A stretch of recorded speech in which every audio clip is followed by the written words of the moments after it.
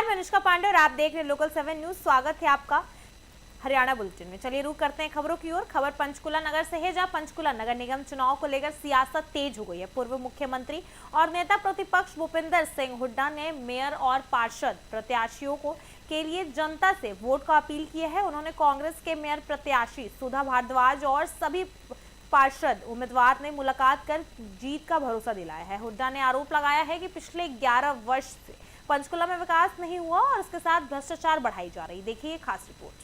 सांसद वरुण मोहन जी, यहाँ से हमारे विधायक चंद्रमोहन जी और सांसद करणवीर जी, यहाँ से हमारे कॉर्पोरेशन मेयर के उम्मीदवार सुधा जी, वे सभी और जितने भी हमारे कॉर्पोरेशन में लड़ रहे चुनाव सभी साथियों, पत्रकार बंधु साथी, ये आज 3 जगह कॉर्पोरेशन चुनाव हो रहे हैं, पंचकुला, अम्बाला, सोनीपत। और जो अब तक की रिपोर्ट हमारे पास, लोगों का मन बिल्कुल साफ आ रहा है कि ये कांग्रेस की तरफ से जा रही है, क्योंकि 11 साल से ज्यादा इन लोगों के कोई किसी शहर का कोई विकास नहीं हुआ। यहाँ कहीं जाओ, टूटी हुई सड़कें, सीवरेज का मतलब शहर का जो होना चाहिए ना, पंचकुला शहर जो हमारा एक किस्म से राजधानी है और चंडीगढ़ से बेटर पैंट, चंडीगढ़ से बढ़िया इसका विकास होना चाहिए। ये पिछले 11 साल में पूरी तरह ये पिछड़ गया हमारा शहर। इस बात से जो अब यहाँ ऐसा उम्मीदवार चाहिए जो लोगों की आवाज उठा सके, लड़ाई लड़ सके। ये 3 इंजन सरकार, 3 इंजन की सरकार जो है, हमारे मुख्यमंत्री जी पंजाब में जा रहे हैं, हरियाणा को देखो, हरियाणा को देखें, हरियाणा को देख लें तो पंजाब में एक वोट नहीं मिलेगी बीजेपी। हरियाणा में क्या कोई भी एक भी अचीवमेंट नहीं है। यहाँ तक कि जो इंस्टीट्यूट बना था, national institute of fashion technology, वो भी पूरे उस पर चला रहा है, वो यहाँ फायदा नहीं हो रहा। यहाँ के बच्चे दाखिल हो रहे थे, ये कंडीशन थी हमारी, यहाँ के बच्चे दाखिल हो रहे हैं। इस प्रकार से रोजगार के लिए जो इंडस्ट्रियल ग्रोथ होनी चाहिए थी, कोई इन्वेस्टमेंट नहीं आ रही। जो ये कौशल्या का हम बना गए थे, तो उसके आगे कोई तरक्की नहीं, ताकि पंचकुला चंडीगढ़ से बेटर बने, लेक वैसी बने और उससे ज्यादा लोगों को यहाँ अट्रैक्शन हो। तो कोई 11 साल से कोई विकास नहीं हो रहा, बल्कि एक के बाद एक घोटाला हो रहा है। आप स्वयं देख रहे हैं, बैंक का घोटाला, कॉर्पोरेशन का 160 करोड़ रुपया तो पता ही नहीं कहाँ है, कैसे है भाई, क्यों उस बैंक में दिया, जबकि ये इंस्ट्रक्शन है कि सरकारी पैसा नेशनलाइज बैंक में जाना चाहिए। तो क्यों दिया, किस उसमें दिया। अब कर्मचारियों पे भी, बैंक के जो कर्मचारी हैं या जो कॉर्पोरेशन के कर्मचारी हैं, जो छोटे कर्मचारी हैं, उन पे गाज गिराई जा रही है। असली कौन है इन्वॉल्व में, उस तक नहीं पहुंचा जा रहा। इन्वेस्टिगेशन पूरी तरह से वो नहीं हो रही। इन्वेस्टिगेट करके ये क्यों हुआ, कैसे हुआ, इसी प्रकार से जो यहाँ से उम्मीदवार तय किए गए हैं, उनसे पहले पूछो भाई, पंचकुला की सड़कों का ठेका आपके पास था, सड़क कैसी है? अगर आप ये समझें पंचकुला के लोग, ये सड़क बहुत अच्छी बनाई उन्होंने, बहुत अच्छा काम किया है, तो मर्जिया जब वही काम नहीं किया तो मेयर बनके क्या काम करेंगे। किसी व्यक्तिगत बात नहीं करता मैं, लेकिन एक की जिसकी परफॉर्मेंस तो देखोगे, किसने कैसा काम किया है, ये तो आपके प्रत्यक्ष प्रमाण खुद स्वयं देख रहे हैं। तो इसी प्रकार से केवल झूठे वायदे, यहाँ पर चुनाव आया जब विधानसभा का, पहले कह दिया कि हम 3100 रुपए प्रति क्विंटल तो धान का देंगे, इनका वायदा था। और महिलाओं को, सबको, सारी महिलाओं को 2100 रुपए देंगे। कितनी दे रहे भाई, क्या कह रहे हैं, रोजगार इतने देंगे।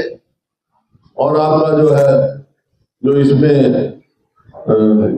जो टेम्परेरी काम कर रहे हैं, जो इन्होंने बनाया, ये क्या उसका कौशल रोजगार निगम, 1,20,000 उसमें है, उनको हम पक्का करेंगे। पक्का छोड़ो, उनको निकाल रहे हैं। बेरोजगारी में आज हरियाणा पूरे देश में नंबर 1 है। कानून व्यवस्था देखो, कानून व्यवस्था की क्या स्थिति है, ये मैं नहीं कह रहा, सोशल प्रोग्रेसिव इंडेक्स है गवर्नमेंट ऑफ इंडिया का, होम मिनिस्ट्री का, उसकी रिपोर्ट है कि हरियाणा पूरे देश में सबसे ज्यादा असुरक्षित प्रदेश है, क्योंकि यहाँ क्राइम रेट बहुत बढ़ गया। देखो क्राइम दो किस्म के होते हैं, एक ऑर्गेनाइज क्राइम, एक अनऑर्गेनाइज क्राइम।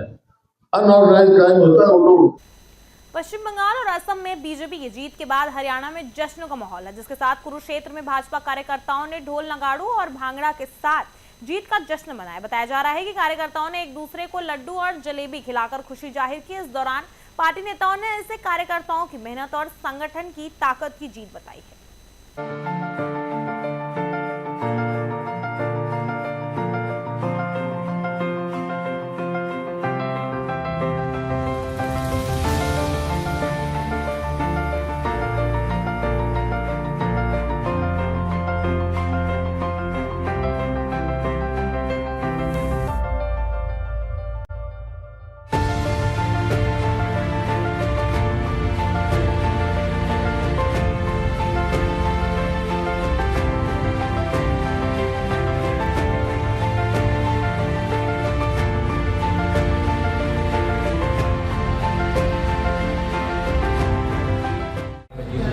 आज मैं पहले तो आपके चैनल के माध्यम से पूरे देश को पश्चिम बंगाल के अंदर जो प्रचंड जीत हुई है उसकी बधाई देता हूं, शुभकामनाएं देता हूं। मैं धन्यवाद करता हूं पश्चिम बंगाल की जनता का, जिन्होंने एक गुंडागर्दी से उबर के उस प्रेशर से बाहर निकल के वोट डाल के भाजपा की सरकार बनाई। ये सरकार जनता की सरकार है। ये एक मजबूत पश्चिम बंगाल मजबूत बनाने का काम भाजपा की सरकार करेगी। जो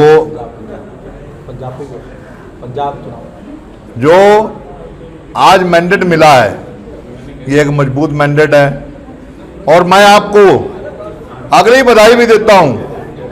पंजाब के अंदर भी हम सरकार बनाने जा रहे हैं, और मजबूती से हमारे मुख्यमंत्री जी आज पंजाब की जनता से इतना घुल मिल गए हैं। आज पंजाब की पूरी जनता हमारे मुख्यमंत्री जी के पास आती है, तो ये नहीं है कि हरियाणा वाले जा रहे हैं तो उनके लिए अलग टाइम है, वही टाइम पंजाब को भी दे रखा है। पंजाब की जनता भी सीधे आके मुख्यमंत्री जी से मिल रही है।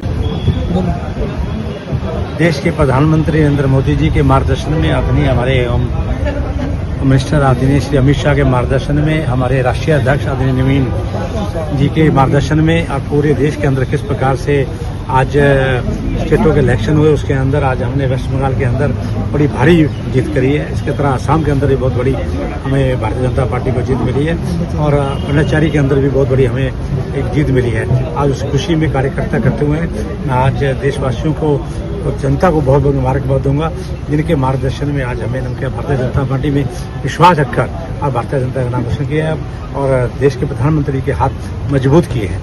मैं सबका धन्यवाद करता हूँ।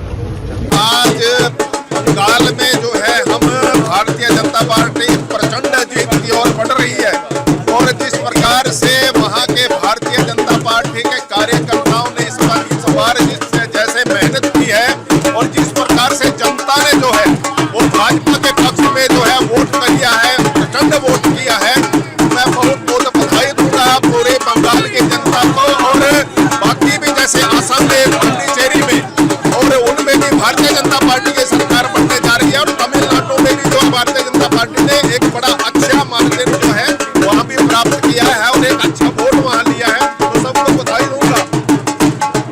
सरकार से नरेंद्र मोदी जी की जो योजनाएं, जो नीतियां, और वास्तव में जो 56 इंच का सीना जो है वो उस पर जो है बंगाल की जनता ने मोहर लगाने का काम किया है, और एक प्रचंड बहुमत की तरफ जो है भारतीय जनता पार्टी जा रही है। तो पूरी बंगाल के सभी देशवासियों को मैं बहुत बहुत और सभी भारतवंशियों को बहुत बहुत बधाई देना चाहूँगा।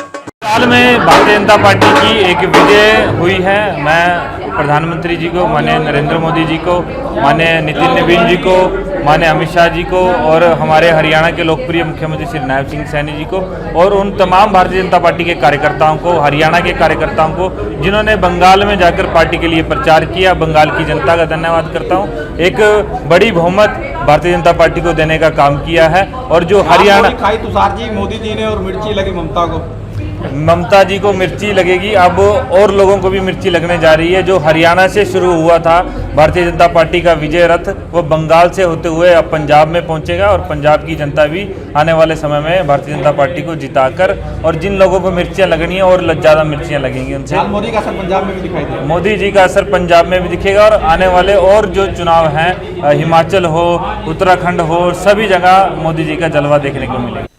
पंचकुला नगर निगम चुनाव के बीच लोकतंत्र की एक अनोखी सकारात्मक तस्वीर सामने आई है, जहां पंजाब के डेरा बस्ती से आम आदमी पार्टी के विधायक कुलजीत सिंह ने रंगवा चुनाव को प्रचार के दौरान बीजेपी कार्यालय पहुंचे और उसके साथ ही वोट की अपील की है। बीजेपी प्रत्याशी पार्थ गुप्ता ने उनका गर्मजोशी से स्वागत किया गया, जिसके साथ ही उनको सम्मान भी दिया गया। दृश्य राजनीति में स्वास्थ्य परंपरा और लोकतांत्रिक मूल्यों की मिसाल बनकर सामने आ रहा है। देखिए हमारे संवाददाता की खास रिपोर्ट।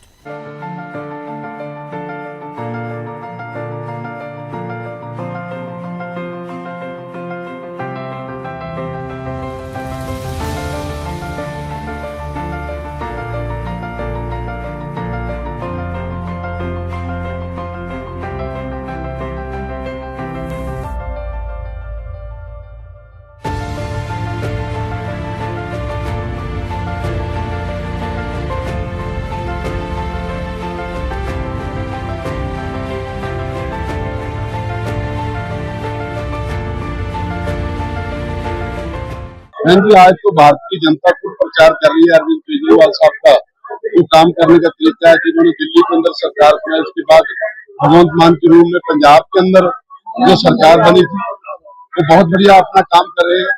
और साथ में जो आज हरियाणा के अंदर भी दोबारा सर्विस शुरू की गई है डेरा बस्सी हल्के के साथ साथ। अब यहाँ बहन जी मेरा हल्का भी आपके साथ जीरकपुर डेरा बस्सी सटा हुआ है। वहाँ पंजाब में हालात देखो क्या है, या हरियाणा में क्या, सीवरेज नहीं है, पानी नहीं है, हालात क्या है, इतना पोल्यूशन है। और पंजाब के अंदर हमारी सरकार बनने के बाद 65,000 नौकरी, सड़क सुरक्षा फोर्स दी, महिला क्लिनिक दी, बिजली फ्री। आमतौर पर आप देखो हेल्थ कार्ड हमारी सरकार ने पंजाब के अंदर हेल्थ कार्ड शुरू किया जिसके अंदर 10 लाख का इलाज फ्री हो सकता है। उसके बाद आपने देखा होगा कि पंजाब के अंदर देखिए तेल पे पानी, किसान लोगों के लिए सबसे बड़ी बात पानी की जो राहत दी है सरकार ने, तो बहुत बड़ी चीज है। आप लोगों का भी, आपके चैनल वालों का धन्यवाद करता हूँ कि आपने आपकी इतनी गर्मी के मौसम के अंदर अरविंद केजरीवाल साहब का मैसेज दिया। मैं आज सारे पंचकुला के निवासियों को अपने मुख्यमंत्री भगवंत मान की तरफ से हाथ जोड़ के निवेदन कर रहे हूँ, जहाँ दिल्ली बदला, पंजाब बदला, आप हरियाणा को भी जरूर कर देंगे। आपका बहुत बहुत धन्यवाद। नहीं, एक बात और पूछना चाह रहे हैं, जिस तरीके से आम आदमी पार्टी मानी जाती है कि जो उन्होंने चुनाव में वायदे किए उसको निभाती है, चाहे वो पंजाब की बात हो, दिल्ली की बात हो। अब पंचकुला में जिस तरह से नगर निगम चुनाव है, यहाँ पर भी कुछ वायदे जो है जो मेयर कैंडिडेट उन्होंने किया, गगन चावला ने अपने वार्ड को लेकर किया है, उस पर क्या कहना चाहेंगे आप? आम आदमी पार्टी जो कहती है वो करती है। आप लोगों को एक चीज का विश्वास है, आपने दिल्ली में देखा, दिल्ली के बाद पंजाब मॉडल भी देख लिया। जो गारंटी अरविंद केजरीवाल भगवंत मान ने दी थी पंजाब के अंदर 100% पूरी की है। हमारी सरकार आने के बाद ये एमसी और यहाँ प्रधान जो हमारे बनेंगे, इनके इलेक्शन के बाद जब जीत के आएंगे एक एक गारंटी हम पूरी करेंगे। पंजाब में भगवंत मान सरकार ने जो गारंटी नहीं थी वो भी काम पूरे करके पंजाब रंगला पंजाब बनने जा रहा है। आप देखोगे पंजाब और हरियाणा छोटे बड़े भाई है, इन राजनीतिक लोगों ने हमें बांट के रखा हुआ है। पंजाब हरियाणा प्रदेश के सब निवासियों को, आपके पंचकुला वासियों को और वार्ड निवासियों को, हमारे प्रत्याशी मेयर प्रत्याशी के लिए मैं हाथ जोड़ के वोट मांगने निवेदन करता हूँ कि आपने इनको बार बार देखा, कांग्रेस को, बीजेपी को बार बार देखा, एक बार हमें वोट देके देखो। अगर हम काम नहीं करेंगे तो अगली बार हमें वोट मत दो। आज संदीप पाठक के खिलाफ मामले भी दर्ज हुए हैं विभिन्न धाराओं के तहत, क्या कुछ कहना चाहेंगे? बहन जी, जिसने पंजाबी में बोल दो थोड़ा सा, जिनने खा दिया गाजरा ढिडोना दे पीड़, जिसने ऐसा राशन खाया अपने आप, उसके खिलाफ कार्रवाई की। हमने क्या लेना इनको, हम तो दूसरे गांव के हैं। कभी बहुत इज्जत मान के साथ इनको राज्यसभा मेंबर बनाया था, लेकिन ऐसे लोग जो बाहर से आए थे वो सारे ही पता नहीं कैसे क्या चीज लालच देके उनको ले गए लोग। कोई बात नहीं, जो अपनी पार्टी के अंदर रह के सत्कार नहीं ले सकता, दूसरी पार्टी भी कभी उनको सत्कार नहीं देती। भगवान के घर में देर है अंधेर नहीं। अगर साफ सुथरी राजनीति करेंगे, भगवंत मान की तरह करेंगे, अरविंद केजरीवाल की तरह करेंगे, तो लोग आपको भी प्यार करेंगे। बहुत बहुत धन्यवाद।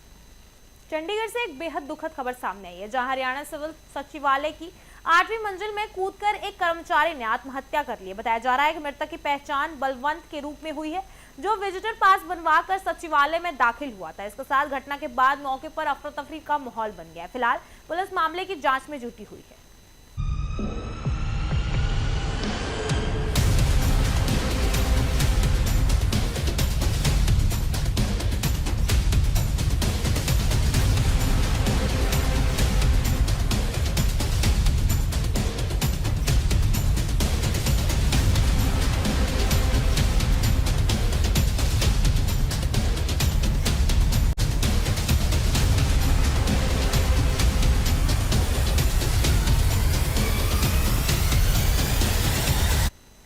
राज्यों में बीजेपी की जीत को लेकर नेताओं की प्रतिक्रियाएं लगातार सामने आ रही हैं। कैबिनेट मंत्री विपुल गोयल ने इस जीत को कार्यकर्ताओं की मेहनत और नरेंद्र मोदी और अमित शाह के नेतृत्व का परिणाम दिया है। उन्होंने कहा कि असम में विकास और केरला में बढ़ते वोट प्रतिशत ने पार्टी को मजबूत बना दिया है। साथ ही उन्होंने ममता बनर्जी पर निशाना साधते हुए आत्ममंथन की सलाह दी है। तो मैं आप सबको, देशवासियों को, प्रदेशवासियों को बहुत बहुत मुबारकबाद देता हूं कि जो बंगाल, आसाम और पांडिचेरी के अंदर भारतीय जनता पार्टी की बहुत ही थम्पिंग मेजॉरिटी से जीत हुई है। और ये बंगाल की जो जीत है, मैं समझता हूँ ये खाली जीत ही नहीं, ये उन कार्यकर्ताओं की जीत है जो कि विषम परिस्थितियों में भी उस जंगल राज से रेगुलर संघर्ष करते रहे और एक लंबा संघर्ष करके आज ये जो जीत हासिल करी है। तो मैं समझता हूँ बंगाल की जनता को मैं बहुत बहुत मुबारकबाद देना चाहता हूँ। और भारतीय जनता पार्टी का जो परचम लहराया है, जिस तरीके से अन्य प्रदेशों में भारतीय जनता पार्टी पारदर्शिता की राजनीति और एक संगठनात्मक जो कार्य करती है, उसी तरीके से बंगाल भी अब उसी लिस्ट में उसका नाम दर्ज होगा। और एक बॉर्डर स्टेट होने के नाते एक बहुत ही इम्पोर्टेंट स्टेट था और वहाँ पर जिस तरीके से तुष्टीकरण की राजनीति और भेदभाव की राजनीति हो रही थी, उससे छुटकारा मिलेगा।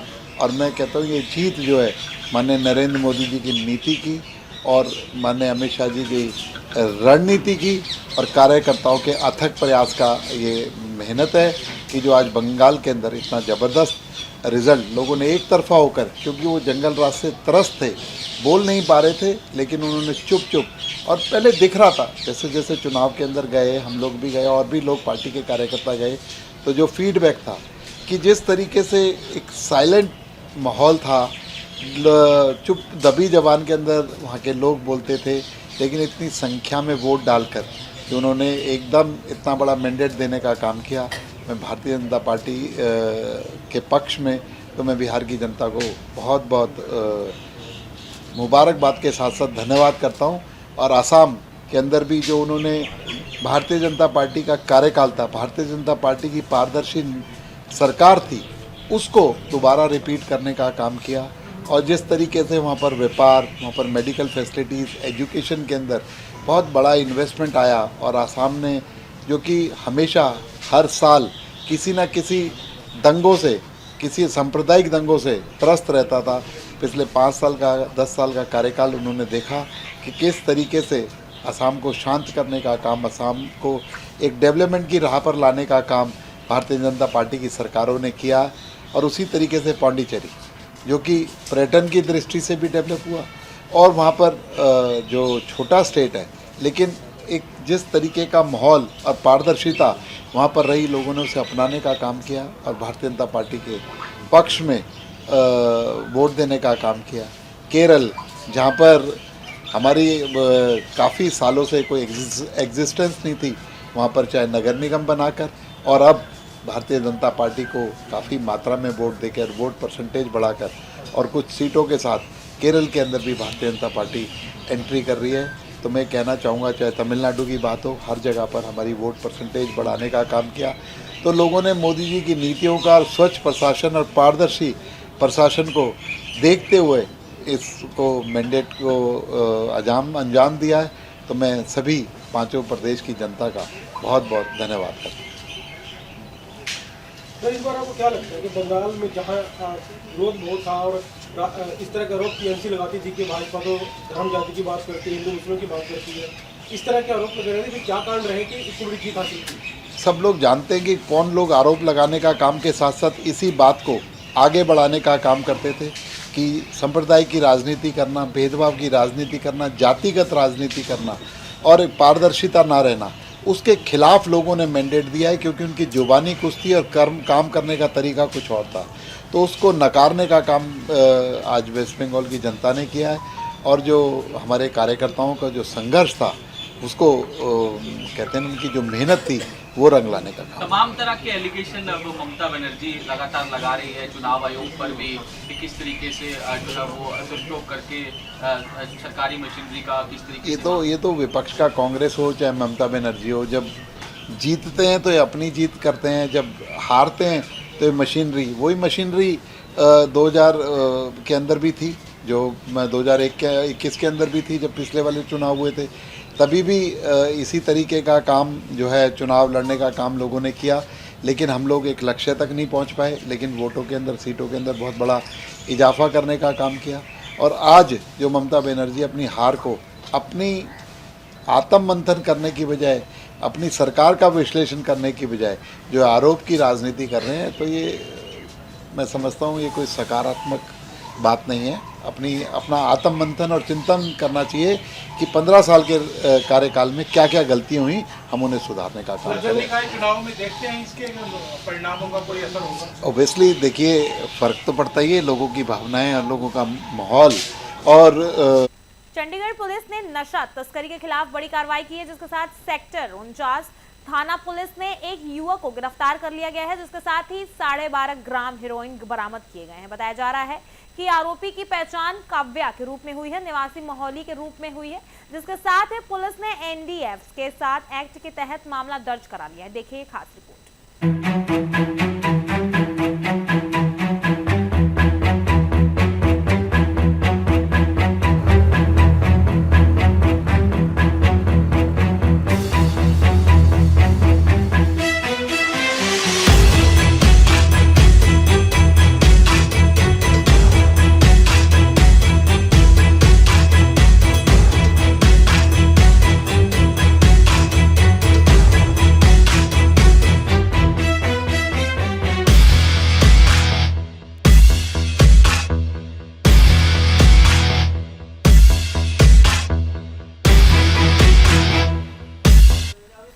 चंडीगढ़ के सेक्टर 37 में स्थित एक दुकान में आग लगने से हड़कंप मच गई, जिसके साथ श्रीजी नामक दुकान में लगी आग की सूचना मिलते ही दमकल विभाग ने टीम पर पहुंचे और उसके साथ ही आग बुझाने का काम भी शुरू कर दिया। फिलहाल आग लगने के कारण का पता नहीं, बट राहत की बात यह है कि इस घटना में किसी भी हाथाहाथ होने की सूचना नहीं मिली है।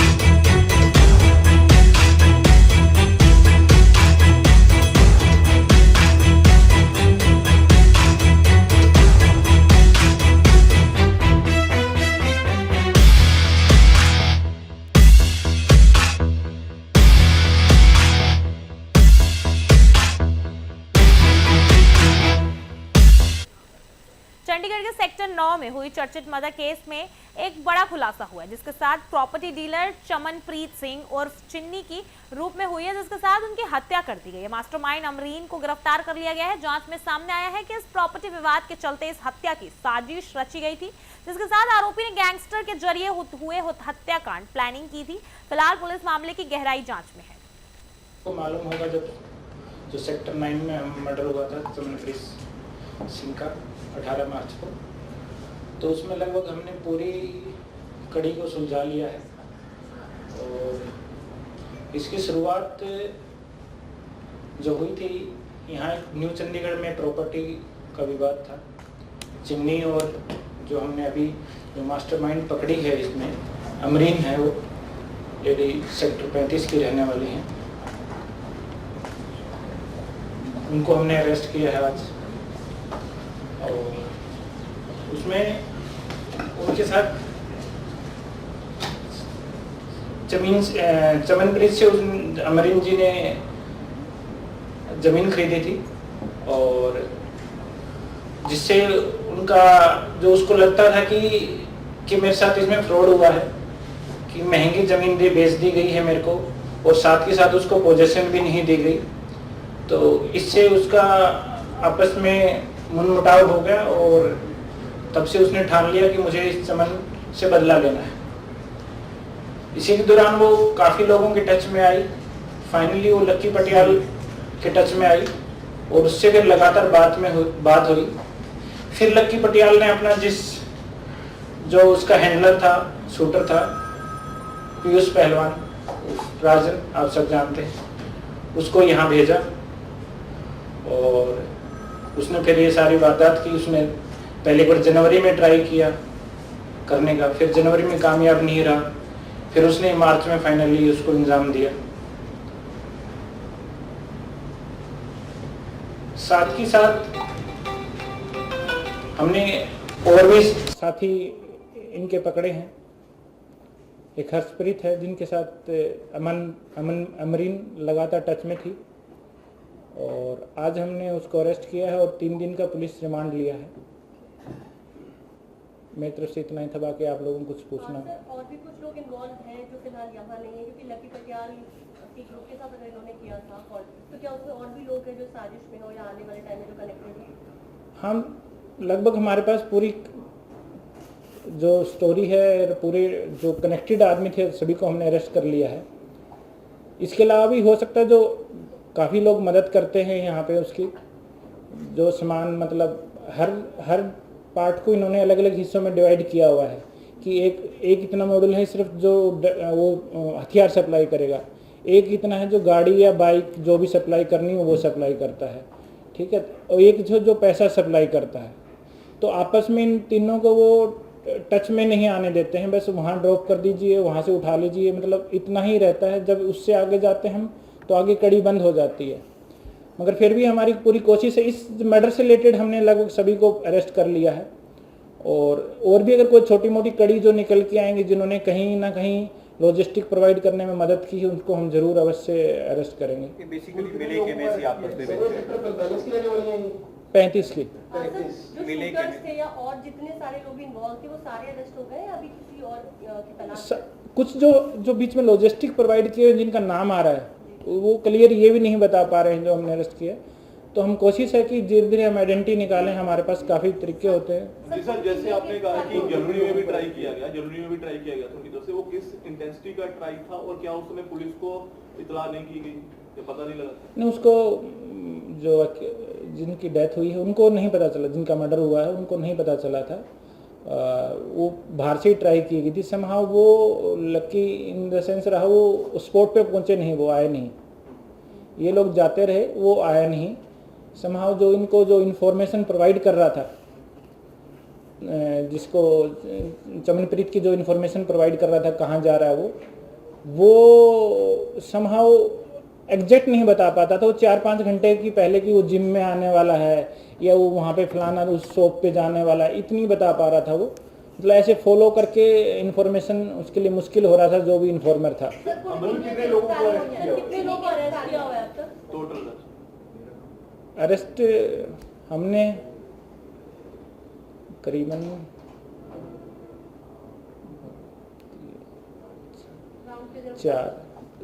4 एंड अबव है हमारे पास। ठीक है। ਇਹ ਬੇਸਿਕਲੀ ਇਨ ਟੱਚ ਕਿਵੇਂ ਹੋਈ ਲੱਕੀ ਪਟਿਆਲ ਗੈਂਗ ਦੇ ਨਾਲ? ਪਹਿਲਾਂ ਕਿਹਦੇ ਨਾਲ ਸੰਪਰਕ ਵਿੱਚ ਆਈ ਸੀ ਜਿਸ ਤੋਂ ਬਾਅਦ ਉਹਨੇ ਲੱਕੀ ਪਟਿਆਲ ਦੇ ਨਾਲ ਮਿਲਵਾਇਆ, ਔਰ ਬੇਸਿਕਲੀ ਇਹ ਅਮਰੀਨ ਜਿਹੜੀ ਹੈ ਕਰਦੀ ਕੀ ਹੈ? अमरीन हाउस वाइफ है और टच में किसी एसोसिएट के थ्रू जो इसके जानकार हैं जो बोलते हैं कि पीछे हम उनको लक्की पटियाल को जानते हैं। उसमें मेन हर्ष है ये जो हमने अरेस्ट किया है, उसके पास से ही हम अमरीन की पिस्टल भी मिली है। जब हमने हर्ष को अरेस्ट किया तब हमें चीज़ें थोड़ी ज़्यादा क्लियर हुई कि क्या चीज़ें हो रहा है। तो हर्ष ने हमें बताया कि ऐसे ऐसे लक्की पटियाल के टच में अमरीन भी थी, इसी ने ये बोला था। और हर्ष के पास से हमें उसका लोडेड पिस्टल अमरीन का मिला है जब हमने उसको अरेस्ट किया था। तब हाउसवाइफ ਜਿਹੜੀ ਹੈ वो पिस्टल हाउसवाइफ ने। फिलहाल इस बुलेटिन में मेरे साथ इतना ही। ऐसे ही तमाम खबरों के लिए देखते रहिए लोकल 7 न्यूज।